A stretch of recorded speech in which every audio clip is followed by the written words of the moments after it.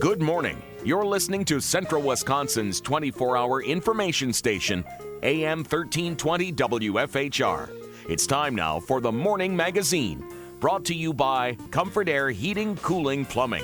And welcome, everybody, to Morning Magazine for this June 17th, 2020. I have your host, James J. Malouf, here. In part two today, we're going to be joined by new Rafters radio announcer Seamus Kreider. But right now, we have with us Mayor Shane Blaser of Wisconsin Rapids. Mayor, good morning. Thank you. Good morning. Good to have you with us. Thank you. I know, I don't know. I can't imagine how busy you are right now. So I really do appreciate the time.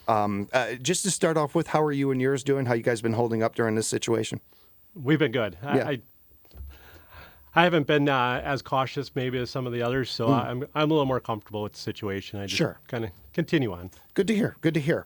And now, first, I wanted to be able to cover and touch on anything that you had that you wanted to get to really, really early on. It's not often that we get a chance to give our mayor or anybody really this kind of platform and stuff. So we love being able to do this. So if there was anything you wanted to address or touch on first, please. Well, I think probably, last night we had a city council meeting, and, it's on everybody's mind has been the Aquatic Center. Mm-hmm. So, at this point, we are tentatively scheduled to continue to open June 29th. We'll be seeing how everything plays out in the next week, but that's probably been the most relevant question lately regarding that. And currently staffing is being trained throughout this week and next week, and so that's probably the thing. It's one of the more exciting things going on right now, certainly. Because everything else has been canceled. So. Yeah. So it's one of those things. The list is a little thinner. Very thin. But it's something certainly that a lot of people have been looking forward to. And boy, if you drive past that place, it looks beautiful. It's amazing. Yeah. It really is amazing. It's hard to believe that this is here. And once you get in there and see everything that's available, it's got one of the only kid lazy rivers in it. And it's got adult lazy. It's amazing. You also released the other day that you guys shared with us, your office did, about small business grants, the opportunities for those? Correct. Heart of Wisconsin had previously put out a press release, and we also wanted to do another one just to make sure all the small businesses are aware of a new grant opportunity through WEDC. And the Heart of Wisconsin, the City of Wisconsin Rapids can assist with a verification letter with them. I looked at the application process, and it is pretty straightforward. Yeah, and it's one of those things that you can find out more about, whether you want to email Community Development Director Kyle Kearns at kkearns at wirapids.org, or the mayor himself at mayor@wirapids.org. But if you are in need of that, please feel free to reach out and find out more information about it. Absolutely. And it's one of these things, I cannot speak for everybody, but the handful of listeners I've been able to talk to since the news was announced last week about the Verso closing, people have been very encouraged and hopeful with seeing the way our city has responded to this. Our city officials have responded to it, that they are on the attack, that they are on the offensive, not on the defensive with this. That is something that, first off, I wanted to give you guys credit for right away, but also kind of just pick your brain a little bit about that. Is this something that, because the paper industry for a while now has not been at its flourish what it used to be when we were kids and that sort of thing. So it's something that I'm sure has been in the back of minds of a lot of people, whether you're a city official or just a resident. But with that being said, you guys, I feel like, have handled this situation quite well. Is there any new developments, anything that you can tell us about that, or things are still just kind of being worked out right now as far as what we can do and the going forward and the plan ahead? That's correct. Kyle Kearns and I have been speaking about our local plan and trying to work with the Heart of Wisconsin on job fairs and those type of things that are starting to develop. But Senator Tessin and Representative Krug have the state behind them, and they're going to be able to bring in resources in the next few weeks, and when we have some discussions on that, which will aid in that. But I think first and foremost that I don't want to be the pessimist. So it's good that we start planning and thinking about the end of July, but I still hold on to the hope that we'll still have a mill here and it'll still be in full operation. And I think, we need to focus a little bit on that also. And I appreciate that too, because that's a perspective that we're losing right now, I think, when this story is covered. And it's something that we've tried to bring up here on the air, and that I've tried to, when I talk to listeners about, that there is still a gray area here that is going on, and this is being discussed behind the scenes and such, that we aren't aware of. And I think that a lot of us are pretty used to this by now after 3 months. Things are in change. Things are in flux. We're in a situation, certainly in the world today, that is that way. And this current situation is similar to that, where things could change. We don't know. Yeah, and when they use terms like idle, it's a whole different than closure. Yes. And so there's still options out there yet, and it's not a definitive, we're closed. And let's as both. It sounds like you and I are very similar in this, where the way we look at the glass is half empty or half full kind of thing. But being a little hopeful about this and saying that things do stick around and such, it is still really great to hear all these officials and people, the chamber and our Teston and Krug and these people paying attention to the economy in this area and the jobs in this area. Because even if the mill does stay around, it is still something that we're going to need. It is still so. I mean, it's still a great. There is no downside to this, planning and these sort of things. Yeah, and being that it's one of the largest mills in North America, it's even gained attention from our national legislators. Yes. And that certainly isn't a negative by any means. Right. Anytime we could bring attention to that sort of thing, and it's one of those industries that maybe could use a little attention, could maybe use a little respect and appreciation and everything. So it kind of gives us that too. Yeah, I agree. I had an opportunity to tour Montalco last Friday, and boy, that's really going to be an asset in our community here. And hopefully near the end of July, they're going to be looking to start hiring their workforce, and it's going to be quite an operation. Is that one of your focuses, like just getting into? Because I mean, I'd like everybody for a second here, especially anybody who has really harsh opinions and things like that, to put yourself in our mayor's shoes for a second. Anybody who started a new job, and it's always rough. A new job is, especially if you've never done anything like it before or anything, and then you start this new job and a pandemic happens. Like the idea of starting anything, like even doing radio, starting radio into that business is a tough gig, let alone what you're doing right now. So I feel like that perspective needs to come into play more often with people. But for you doing something like this, you've got to. Most people get into public, representing their community or being in the public eye and these sort of things. It isn't for the glamour. It isn't for the money. You do it because you care, because you care about this community and everything. So is that where it started for you to do this? Oh yeah, I've been a member of this community my entire life. I moved here when I was 1. My family's owned a business here. It's generations ago, so I've had connections with the community all my life. Graduated from high school here, and so I've been involved in the community. And after college, I worked my way back here, and I've been here ever since. And I plan on staying here, and I'm raising my family here. When it came to deciding, okay, I'm gonna throw my hat in the ring, I'm gonna do this. Was it something that you decided, or was something your family helped you decide? Was it kind of a mutual thing? Oh yeah, it definitely was not a decision on my own, because I probably would have stayed retired. But Sure. So it was my family support and friends and my circle. They've kind of guided me along, and a little nudge here and a little nudge there, and here we are. So why this job? Why this? Because you mentioned a good point there. I mean, you could be retired. You could be relaxing a little bit more right now instead of dealing with everything that's on your plate right now, which we appreciate you wanting to do and welcoming in and stuff. But just as a layman kind of looking at it and such.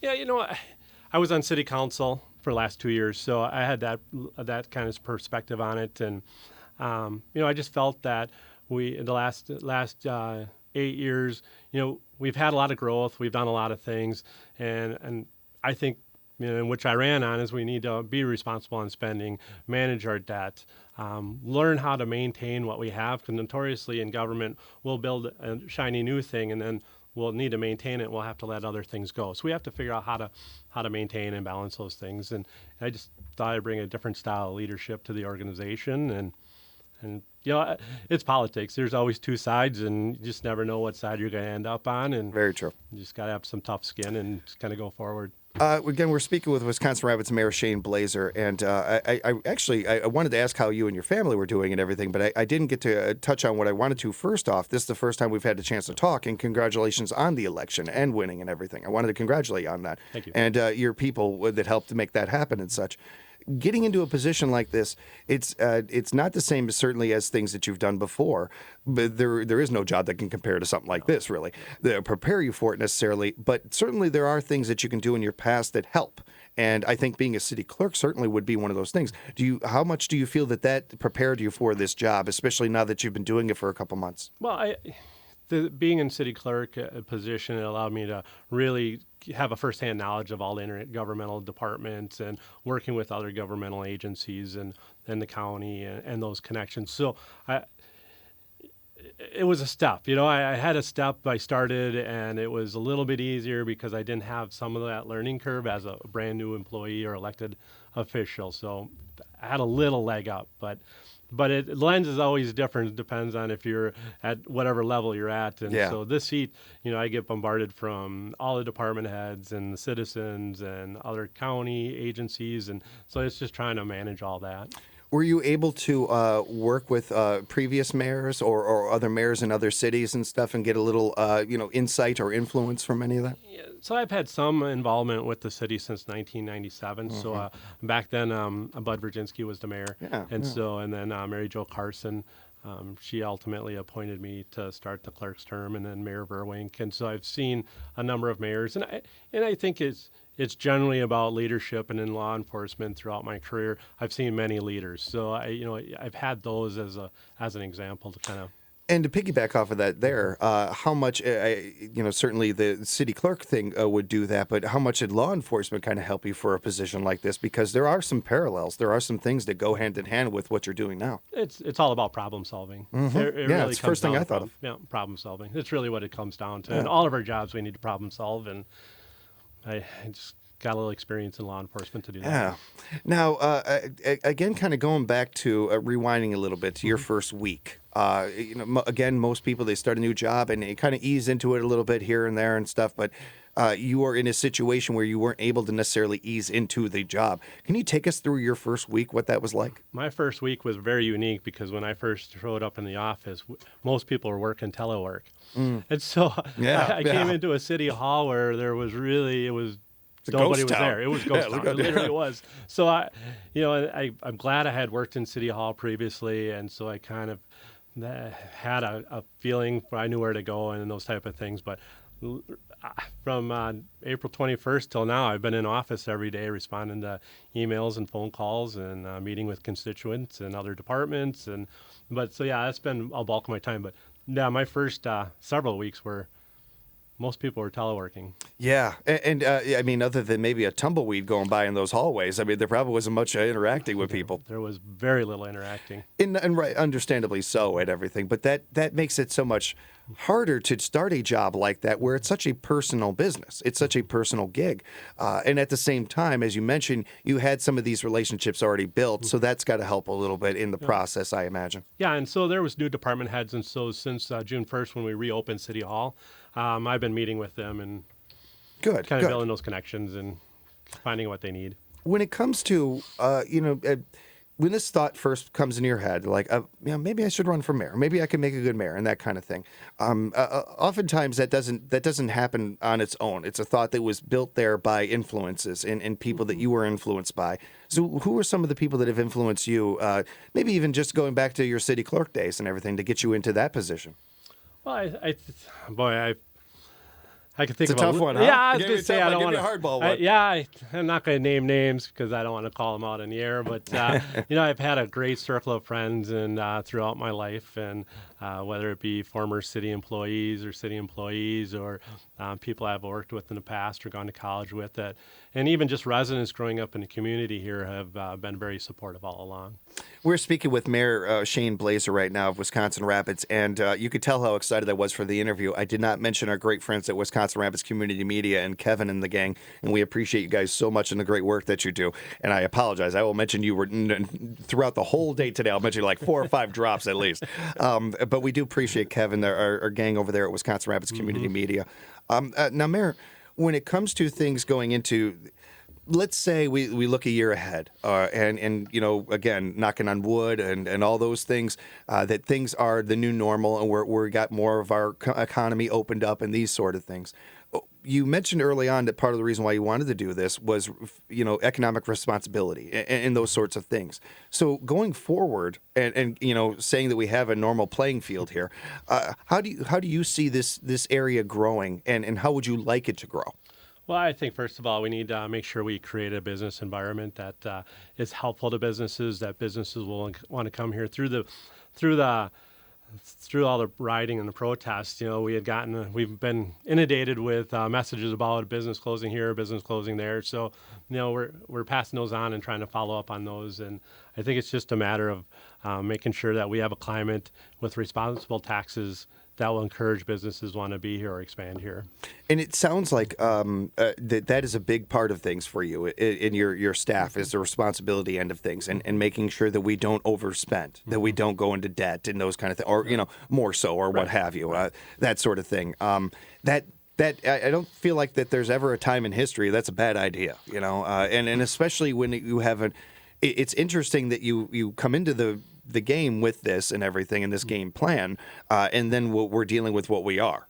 You didn't know a pandemic was coming. Right. You didn't know the Verso thing was coming necessarily, or at least this soon, and that sort of thing. So it really is a helpful kind of game plan to have, and then you look at what's unfolded, it is all the more important. Yeah, it's, we all know the best laid plans may not be the best plan, but we can only go forward from there. And right now, unfortunately, it just seems to be more reactive. Just because so much is happening so fluidly right now. One of my favorite phrases I heard when my nana used to tell me when I was a little kid: "You want to make God laugh, make plans." That's a great way to make him laugh. It's one of those things where we can do our best to plan and strategize, but we have to be able to be able to improv. We have to be able to change things up if we need to, especially in this current climate. And with that, how is your... And I don't know how necessarily to put this, but how has your everyday been? Asking you how your first week was and everything. You've had a chance to do this for a little bit and everything, and it's certainly not a year in, but a couple months in. How has that gone since then, that first week? Kind of getting your footing a little bit more? Yeah, I am. I like to talk to the residents, so there's a good chance if you call my phone, I will answer it. And so that's kind of unique. And I have people stop in now that we're opened up and people are starting to move around a little bit, and I like to meet with residents and, hear their concerns. And sometimes it's just they would just want to vent, so yeah, it's been good. Being a good listener feels like something that more of our politicians need to be able to do, and it's something that I've heard about you from others that you're very good at. That people appreciate about you. You are able to give people their time. Oftentimes we feel like we're talking to somebody, but they're looking over here and they're ready to talk to the next person. That sort of thing. Yeah, exactly. They're on their phone, something like that. Yes, it's something that it really. It's a great personality trait, certainly, but it's something that's necessary with your position and what you're doing. Yeah, I agree. I enjoy listening and hearing problems and trying to solve it. I think that's why I enjoyed law enforcement while I was there, is that, it is about problem solving and listening. And, I keep telling everybody, I'm not looking to run in 2 years. I'm not forecasting anything here, but every day I'm in office, I'm not thinking about what's going to happen in 2 years from now. To me, it's irrelevant, and I'm just doing what I do. And, should people buy into that, then we can look at that again in 2 years. But I have no plans at this point. Well, and please correct me if I'm wrong. You don't come across, and from what I've heard about you and reading your bio and those sorts of things, you don't come across as a career politician kind of thing. No, this feels like something you did because you felt a responsibility almost. Yeah, or present a different option out there. I think in politics we do need choices, and term limits are a thing that I'm not opposed to in any level of government, because, change brings different ideas and different thoughts, and it's healthy. When it comes to, and again, this is going to be really a tough question to answer right now, maybe, but looking at things, the new normal, whatever that might be and stuff, what are some things that you're looking forward to about being mayor? I'm just, like I said, the connection with residents is probably the biggest thing, and then trying to help them out. And, we get little wins every day, help a resident with an issue in their neighborhood and those type of things. And I think that's what I look forward to. I think you mentioned a good term there, little wins. That's something that I talk a lot about on the air, of finding silver linings. And we can't change the current situations or that, whether they're an individual situation or a national situation, but we can choose how we react to them. We can choose how we handle these situations. And having some perspective, finding those little wins here and there, they go a long way. Sometimes that little win may not, sure, it isn't, winning the Super Bowl or something like that, but it still feels awfully darn good. And those can get you through the day sometimes to get you to the next and that sort of thing. Absolutely.